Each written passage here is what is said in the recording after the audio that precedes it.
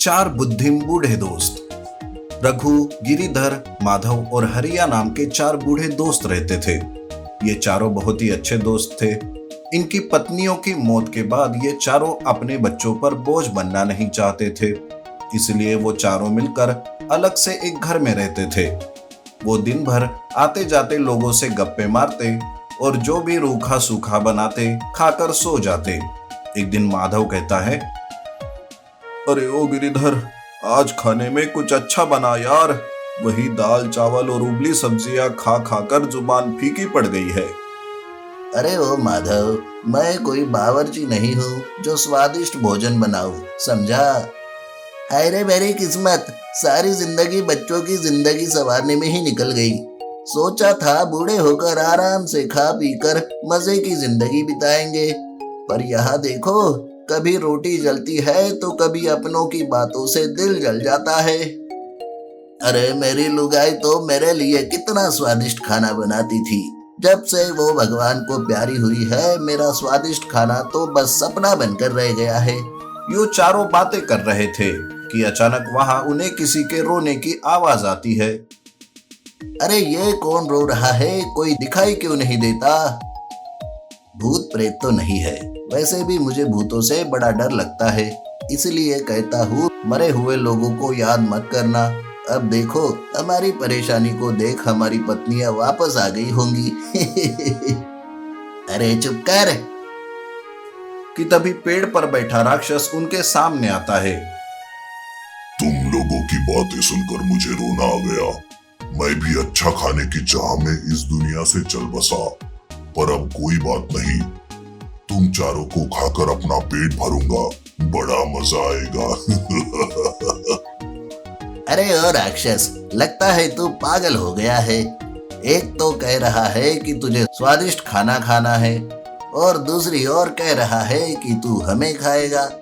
अरे अगर तू हमें खाएगा तो हम तेरे पेट तक कभी नहीं पहुंचेंगे, बल्कि तेरे गले में ही फंस जाएंगे।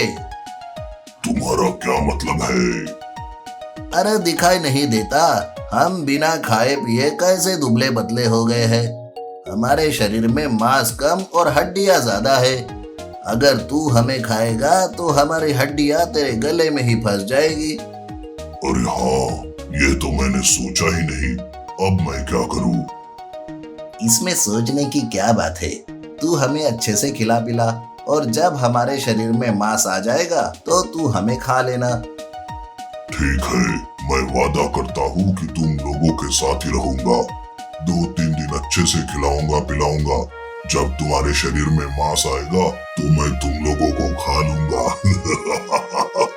यूं वो राक्षस उन चारों को बहुत ही स्वादिष्ट खाना बनाकर खिलाता है। वो चारों खूब मजे ले लेकर खाना खा रहे थे। खाओ खाओ, खूब मजे लेकर खाओ, ताकि तुम्हारे शरीर में जल्द से जल्द मांस आ जाए और मैं तुम्हें खा जाऊं। तभी अगले दिन, अरे वो राक्षस कहाँ है? देख, मैं बोटियां नहीं खा पा रहा हूँ, मेरे दांत कमजोर है। तू एक काम कर, मेरे लिए कीमा बना, थोड़ा ज्यादा तीखा बनाना। नहीं नहीं, मैं तेज नहीं खा पाता, मुझे एसिडिटी का प्रॉब्लम है। तू ना मेरे लिए थोड़ा कम तीखा बना दे। अरे राक्षस भाई, लगता है खाना बनाने में अभी वक्त है। तब तक तू हम सब के लिए ज्यादा बर्फ डालकर ठंडा सा शरबत ले आ। देख, मेरे शरबत में बर्फ मत डाल, मुझे जुकाम हुआ है। दिन बीत गए, राक्षस उनकी इच्छाएं पूरी कर करके थक जाता है। वो कहता है, तुम लोगों के लिए तरह तरह के भोजन बना बना कर मेरे शरीर में मांस कम होता जा रहा है, पर तुम्हारे शरीर में मांस बिल्कुल भी नहीं आ रहा। अरे ओ नालायक, हमारे खाने पर नजर डाल रहा है। तभी तो मैं सोचूं कि मेरे पेट में गड़बड़ क्यों होती रहती है। अरे नहीं नहीं, ऐसी बात नहीं है। वो तो मैं अरे ये क्या बकरी की तरह मैं करे जा रहा है?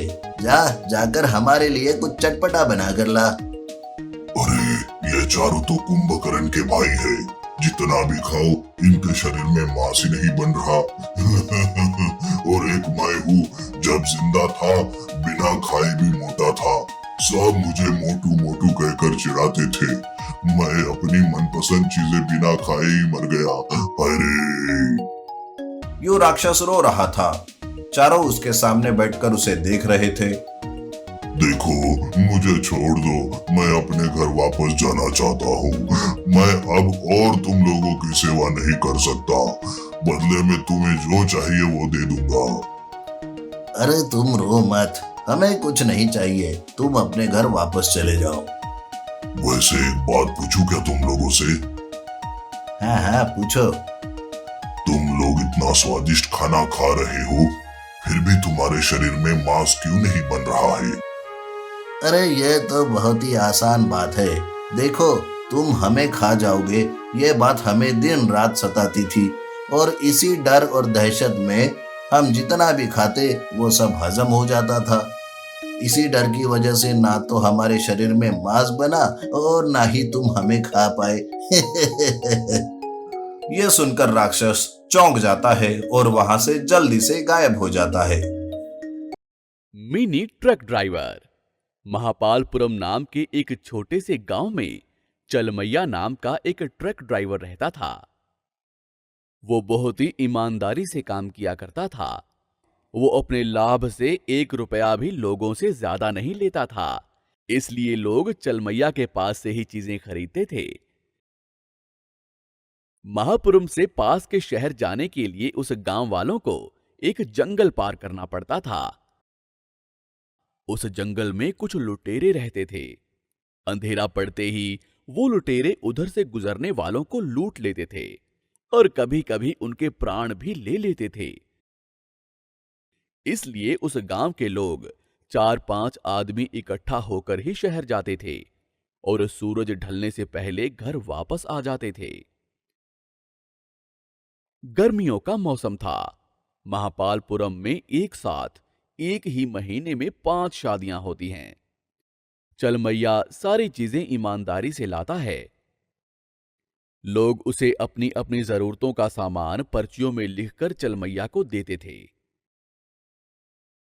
चलमैया के साथ कोई ना होने की वजह से वो सुबह सुबह ही शहर की ओर निकल जाता था।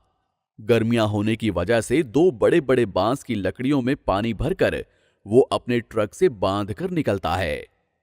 जंगल पार करने से पहले वो अपने साथ लाया हुआ नाश्ता कर लेता है और ठंडा पानी पीकर निकलने लगता है कि तभी एक बंदर उसके नाश्ते और उसके पानी को देख रहा था। ये देख चलमैया समझता है कि उस बंदर को प्यास लग रही है। उस जंगल में कोई सुविधा ना होने के कारण उस जंगल के जानवरों को प्यास बुझाने के लिए बहुत परेशानी होती थी। चलमैया तुरंत अपने साथ लाया हुआ पानी एक कटोरे में डालकर वहां रख देता है। बंदर बिना डरे आकर पेट भरकर पानी पी लेता है। पानी पीने के बाद बंदर की आंखें चमकने लगती हैं। वो बेजुबान जानवर शुक्रिया अदा करता है। एक बेजुबान जानवर एक गिलास पानी देने पर धन्यवाद कहता है। ये कितनी विचित्र बात है। इंसान इस बेजुबान जानवर के सामने कुछ भी नहीं है। तभी चलमैया को एक ख्याल आता है और वो अपने ट्रक से उतरकर ट्रक में से एक बड़ी सी बाल्टी निकालकर उसे एक पेड़ के नीचे रख देता है और अपने बड़े बांस की लकड़ियों में लाया हुआ पानी उस बाल्टी में डालकर वहां से निकल जाता है। ज्यादा सामान खरीदने के कारण शहर में थोड़ी देर हो जाती है। उसे अकेले ही जंगल पार करना था।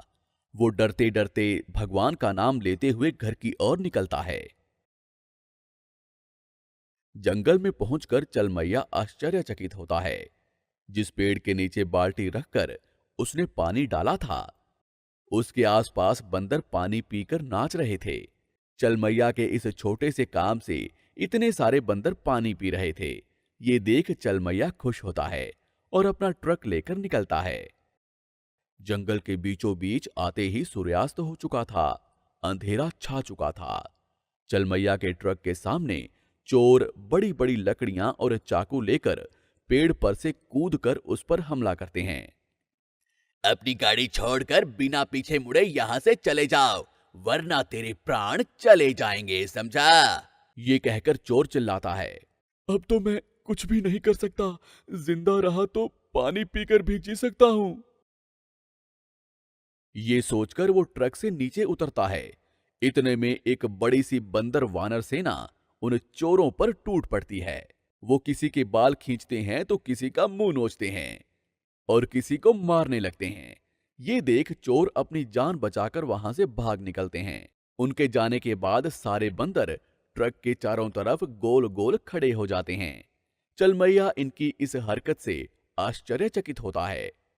एक बड़ा सा बंदर ट्रक पर चढ़कर स्टीयरिंग घुमाता है। चलमैया समझता है कि बंदर ट्रक चलाने को कह रहा है। ये बेजुबान जानवर कितने शुक्रगुजार हैं।